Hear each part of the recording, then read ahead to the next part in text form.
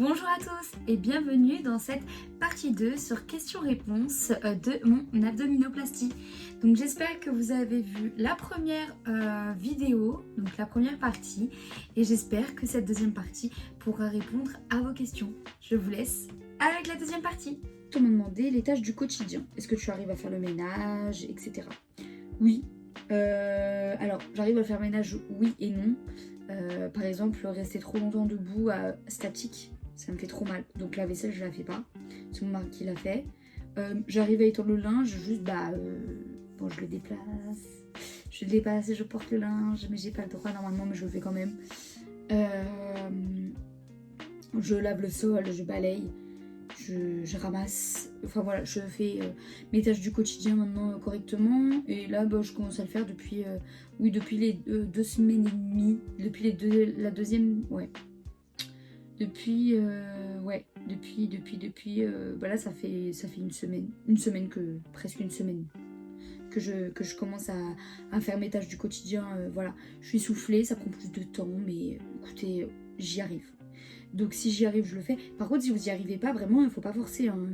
Tant pis, vous avez un partenaire, c'est un mec ou une meuf ou ce que vous voulez. Voilà, vous faites pas. Voilà, vous y arrivez pas, c'est pas grave. La maison, elle est sale. C'est comme quand on vient d'avoir un enfant, en fait. Votre maison, elle est sale. C'est le dernier de vos soucis, d'accord? C'est pas le moment. On se prend pas la tête. C'est pas grave. Voilà.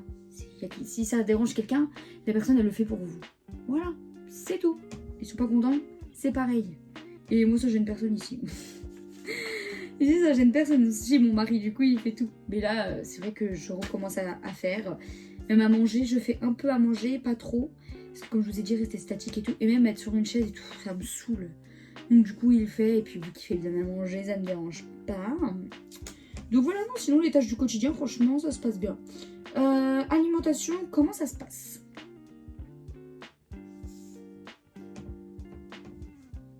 Je suis vraiment obligée de répondre. L'alimentation, comment ça se passe? Je mange bien. C'est vrai que par contre, faut manger sainement. Je mange pas trop sainement. Déjà, hier, il y a eu mon anniversaire, le 7 avril. Et c'est vrai que j'ai été un peu... ces derniers temps, c'est pas que je mange... En vrai, je mange pas mal, hein. Mais, voilà, ses copains, ils ont voulu fêter mon coupage de corps en deux. Du coup, on a fait les burger party, mais j'ai mangé un burger et quelques frites, pas plus. Sinon, je mange beaucoup d'agrumes. Je sais pas pourquoi j'ai envie d'agrumes, j'ai beaucoup envie de fromage. Donc, je mange énormément de fromage. Pourtant, c'est pas ultra bon, mais c'est vrai que je grossis pas. Et je maigris pas pour autant. Enfin, si, j'ai perdu 1 kilo. Mais c'est vrai que je pourrais manger mieux. Je mange des légumes, je mange un peu de tout. Voilà, ça change. J'ai pas trop changé mon alimentation parce que de base, j'avais une alimentation assez correcte. Mais en vrai, je pourrais améliorer ça. Au début, les premiers jours, je mangeais rien. Et je mangeais 2-3 bouchées de trucs et j'y arrivais pas plus. Après, ça me coupait l'appétit. Je pense que c'est juste mon corps qui était un peu traumatisé. Donc les 5 premiers jours, je mangeais que dalle. Après, j'avais trop envie, mais comme quand j'étais enceinte de mes enfants, j'avais trop envie de nouilles. Et là, j'ai eu archi envie de nouilles. Alors du coup, j'ai mangé des nouilles et tout. C'est la seule chose de vraiment grasse que j'ai mangé. Et les burgers il y a une semaine avec mon mari. Et hier, pour mon anniversaire, j'ai mangé des enchiladas. C'était trop bon. Mais il m'a dit voilà, c'était juste ça. J'ai même pas mangé de gâteau et tout. On n'a pas mangé de gâteau. Enfin si, on a mangé les fondants qui m'ont aidé à maigrir. C'est des fondants que mon mari il fait, mais ils sont sans sucre. Il y a juste un peu de beurre, mais là il remplace le beurre par de l'huile de coco. Donc c'est de l'huile, du coup ça fait de l'huile végétale. Ça fait pas de mal, ça rend le poil brillant. Non vraiment, voilà. Mais il en met pas trop, c'est vraiment histoire de faire fondre le chocolat. Et après même le chocolat, vous pouvez le faire fondre sans beurre, mais vraiment faut le faire fondre doucement, voilà, et juste un peu de beurre ou d'huile végétale mais bonne huile, hein, pas de l'huile de tournesol, hein, pour vraiment que le chocolat il soit un peu brillant quoi. Voilà, mangez ça avec il fait œuf, farine, voilà, vous mettez la farine que vous voulez, mais voilà. Sinon l'alimentation, bah, je mange plutôt bien, je fais attention à ce que je mange. Mais je me prends pas la tête non plus. Mais c'est vrai qu'il faudrait quand même que je me prenne un peu plus la tête. Je crois qu'elle a dit faut manger sainement après. J'ai dit oui. Mais je pense que c'est le fait aussi si tu bouges pas et tout ça. J'ai même perdu 1 kg et pourtant je mange comme avant. J'étais tombée du coup quand je suis rentrée chez moi. Enfin, je vais vous faire comme ça. Quand je suis arrivée à l'hôpital, je faisais 67 kg. Ok. On m'a enlevé mes 2 kilos de peau, on m'a enlevé on m'a resserré mes abdos de 7 cm. C'est énorme. 2 kilos de peau, c'est énorme aussi. Et du coup, qu'est-ce qu'on m'a fait? On m'a retiré aussi 1 litre de graisse sur le flanc. Elle m'a dit que c'était quand même beaucoup. Je sais pas, ça correspond à quoi. Pour moi, ça fait une brique de lait. Hein. Ouais, je regarde, ça correspond à quoi. Je pense que c'est énorme, mais enfin, franchement, écoutez, avec toute la peau que j'avais, je peux avoir 1 litre de. On peut m'enlever 1 litre. Hein. Elle aurait même pu m'enlever plus. Mais. mais voilà, franchement, elle m'a dit vraiment au niveau de mon gabarit, toute la peau qu'elle m'a enlevée, et c'était énorme. Franchement, c'était énorme. Bon, par contre, la graisse par rapport à toute la peau que j'avais, c'est rien. Franchement, c'est rien. Mais c'est quand même beaucoup, tout sur les flancs. Mais bon, après, moi, j'ai toujours été grasse. Même si j'ai toujours été tracée au niveau de ma taille. J'ai toujours eu la taille comme ça. C'est vrai que j'ai toujours été grassouillette ici. Que ce soit même quand je faisais 58 kilos ou même quand je faisais 86 kilos. J'ai toujours été grosse là. Donc je suis pas choquée. C'est là où ma graisse se stocke par rapport au reste de mon corps. Écoutez, je voulais que je vous dise. Je pense que c'est de la graisse qui date de mes 14 ans, mais bon, c'est pas grave. Donc voilà comment mon alimentation elle se passe. Alors, moralement, comment tu le vis? Est-ce que tu regrettes? Moralement, je le vis bien, franchement, parce que je bouge et tout. Ce qui est un peu frustrant, voilà, c'est pas pouvoir porter les enfants, de pas pouvoir porter les courses quand on rentre. Mon mari est obligé de porter le dernier, puisque le grand, il marche, hein, heureusement. Il va avoir 6 ans quand même. Mais c'est vrai que le fait de pas pouvoir l'aider, ça me saoule. Parce que nous, on s'entraide entre nous, on n'est pas en train de se tirer une balle dans le pied. Ouais, il fait rien, nanana. Non, mon mari, il fait autant que moi à la maison. Hein. Donc, et puis de toute façon, il y a intérêt. Voilà. Moi, je suis pas la boniche. C'est pas ma boniche non plus. Personne n'est la boniche de personne ici. Tout le monde aide au même niveau, à juste titre. Là, je suis un peu handicapée. Donc, je peux rien faire, quoi. Je suis un peu limitée dans mes mouvements. C'est ça d'être handicapée, hein. T'es limitée dans ce que tu peux faire. Donc, voilà. Donc, on va dire que je suis un peu handicapée. Donc, voilà. Là, pour le moment, c'est lui qui fait. Après, je reprendrai. Mais le jour où lui, ça arrivera, où il peut pas bouger, pour X ou Y raison, hein, voilà, par exemple, quand on sera vieux. J'espère que ça arrivera que quand on sera vieux. Mais si, admettons, quand on sera vieux, il peut pas bouger, il y a que moi qui peux faire les trucs, je ferai les trucs. Il l'a fait pour moi, je le ferai pour lui. Donc voilà, juste moralement, c'est ça qui me saoule de pas pouvoir faire autant que lui. Ça me repose un peu, mais bon, enfin... En soi, les enfants, je m'en occupe comme d'habitude, voilà. Enfin, c'est juste lui, il a fait un peu plus que moi, donc ça, c'est un peu saoulant, parce que j'aime bien... Moi, j'aime que ce soit à la maison, que ce soit équitable, voilà. Il va travailler, moi je m'occupe des enfants, c'est un travail aussi. Mais tout ce qui est tâches ménagères, tout ce qui est maison ou enfant quand il est là, c'est la même chose. C'est t'es là, je suis là, on fait la même chose. Voilà. Il y en a, c'est pas comme ça dans la vraie vie, il y en a, c'est les femmes qui font tout, ou il y en a, c'est les hommes qui font tout. Après, vous trouvez votre équilibre comme ça, donc voilà, mais nous, chez nous, c'est 50-50 dans les tâches ménagères. Avec les enfants, etc. Alors vous allez dire, ouais, mais lui, il va travailler et toi, t'es là. Ouais, et alors, en fait. Et alors, il travaille. Moi, j'ai envie de travailler. Mais je le fais pas parce que je gagne 50 euros je gagne que 50 euros dans le mois. Tu vas travailler pour 50 euros, toi? Moi, je pense pas. Moi, perso, je vais pas travailler pour 50 euros. Hein. Donc, donc, du coup, on a fait... Bon, là...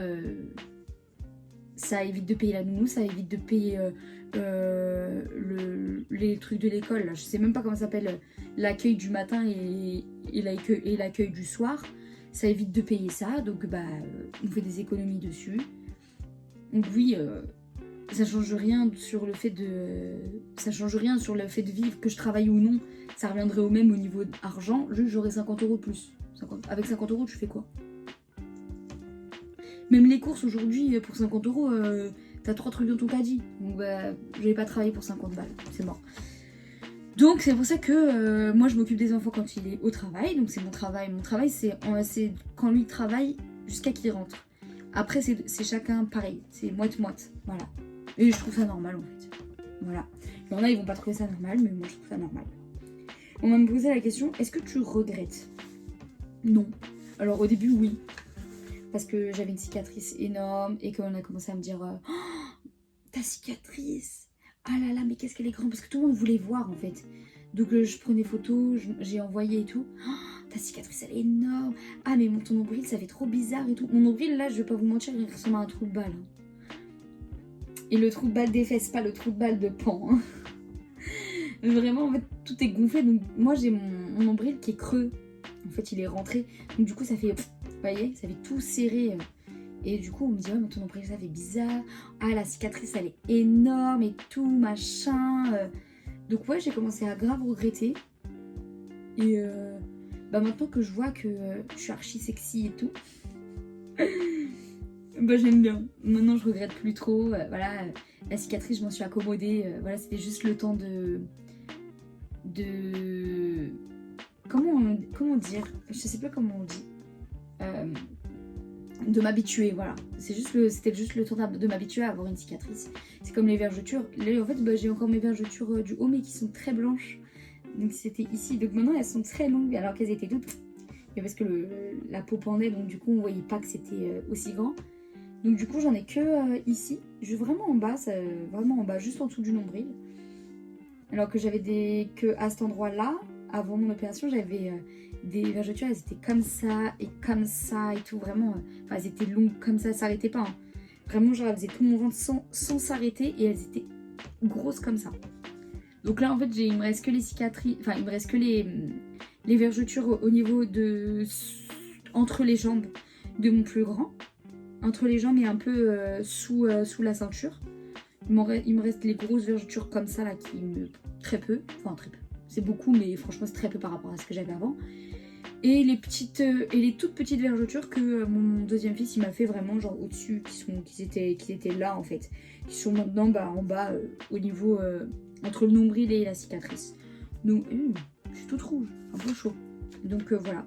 Mais non, je ne regrette pas. Enfin, je regrette plus. Maintenant, je suis contente de l'avoir fait. Après, peut-être que dans quelques mois ou années, je vais regretter parce que la cicatrice, ça va pas me plaire et tout. Mais écoutez, j'ai envie de vous dire, ça fait partie de la vie. Je l'ai voulu. Maintenant, il faut assumer. Hein. Maintenant, la cicatrice, elle est là, c'est tant pis. Mais bon, je pense que bientôt... je pense que ça existe déjà, mais ou au pire, peut-être que ça existera dans le futur, quelque chose pour vraiment que la cicatrice ne se voit plus du tout. Donc bon, je pense que c'est comme les tatouages, on peut les détatouer sans que ça se voie. Enfin, ça se voit, mais je pense qu'avec le temps, ça s'estompe. Donc je pense qu'on peut faire pareil avec les cicatrices. Mais je le ferai pas parce que je suis une chochotte. Voilà. Qu'est-ce qui te surprend le plus ? C'est ça qu'on m'a posé comme question. Et c'est l'avant-dernière question, après il m'en restera une dernière. Et après, la vidéo sera terminée. Mais qu'est-ce qui te surprend le plus ? À vrai dire, qu'est-ce qui me surprend le plus ? Le fait de pouvoir bouger autant. Alors qu'on m'a dit que, de ce que j'entendais, pendant 3 semaines, tu verras, tu seras cloué au lit, tu pourras pas bouger tellement tu auras mal. Et en fait, mon mari m'a dit, mais t'inquiète, tu supportes la douleur, t'auras même pas mal et tout. Il avait raison. Voilà, il avait raison. Donc je suis surprise de ne pas avoir aussi mal que ça cicatrise plutôt bien et tout. Donc je suis plutôt contente. C'est ça dont je suis surprise, parce que j'arrive à faire quand même beaucoup de choses par rapport à ce qu'on m'avait dit et tout. Et faut pas écouter les on dit. Chaque personne est différente. Donc oui, il y a des influenceuses que vous allez entendre, elles vont vous dire, moi j'arrivais pas à marcher pendant 3 semaines, moi j'arrivais pas à faire machin, nanana. Chaque personne est différente. Moi ce qui me surprend c'est que Je sois pas comme tout le monde, je sois pas clouée au lit, je suis contente, j'arrive à bouger et tout, donc vraiment. Et que je supporte autant la douleur, moi je pensais pas. Je savais que j'étais une chouchotte, hein, mais en vrai, pas tant que ça, donc je suis surprise de moi-même, voilà. De ma tolérance à la douleur, je suis quand même plutôt surprise. Et que la cicatrice cicatrise bien, et qu'au bout de 3 semaines, il y a certains endroits où c'est vraiment refermé, où ça fait une mini-ligne. Voilà, c'est ça qui me surprend le plus. Et pour la dernière question, c'était tes conseils pour quelqu'un qui en est au même stade que toi. Mes conseils pour quelqu'un qui est au même stade que moi, te prends pas la tête. Voilà, franchement, vis au jour le jour. T'arrives pas à faire le ménage, le fais pas. Voilà, comme j'ai dit tout à l'heure, faut pas se prendre la tête. T'arrives pas à marcher, t'en parles à ton médecin, faut en parler. Si tu te sens pas bien dans ta tête, parce qu'après l'opération, va consulter, va te faire du bien. Mais bougez. C'est ok ? Mais bougez, marchez. Ne restez pas comme ça dans votre coin, à être allongé et attendre que ça passe. Non, vraiment marchez, sortez. En plus, ça y fait beau. Bon, même quand il pleuvait, je sortais. Hein. Mais sortez, faites-vous plaisir. Même si faut manger sainement, mais que vous voulez manger un petit truc parce que ça vous remonte un peu le moral, mangez-le. Vraiment, faut pas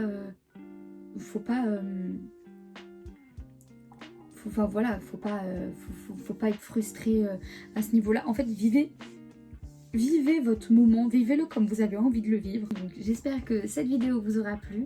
N'hésitez pas à liker, commenter et à me poser des questions en commentaire. Et surtout, abonnez-vous. On va parler de nutrition, de vie quotidienne. Là, j'ai plus posté ma vie quotidienne que la nutrition. Mais posez-moi des questions que je puisse y répondre. En tout cas, ça a été une belle expérience pour le moment. Au bout de 3 semaines, ça a été une belle expérience de faire cette abdominoplastie avec cure de diastasie, si je le dis correctement. Oui, en tout cas, je suis très contente pour le moment de mon résultat. J'espère pouvoir vous montrer le plus rapidement possible les résultats, pouvoir aussi reprendre le plus rapidement possible le sport, parce que je suis en train de perdre du muscle. Déjà au niveau des fesses, tout est en train de partir. Ça, c'est le fait de comment je dors, ça c'est certain. Mes bras, je vous montre. J'ai grave perdu aussi. Bon, j'ai des gros bras quand même, hein, mais j'ai grave perdu. J'avais vraiment tout bien. Comment dire comment on dit tracé. Tout était tracé. Je suis en train de tout perdre là. Mais bon, franchement, en vrai, ça va.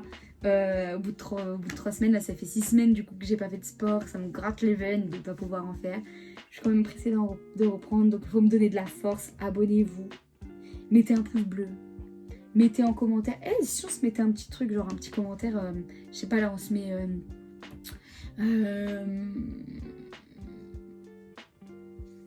un petit cœur de la couleur que vous voulez, voilà. Mettez un petit cœur de la couleur que vous voulez en commentaire, comme ça fait dire que vous avez vu la vidéo jusqu'au bout. Et puis voilà, je vous dis à très bientôt pour de prochaines vidéos. Bye!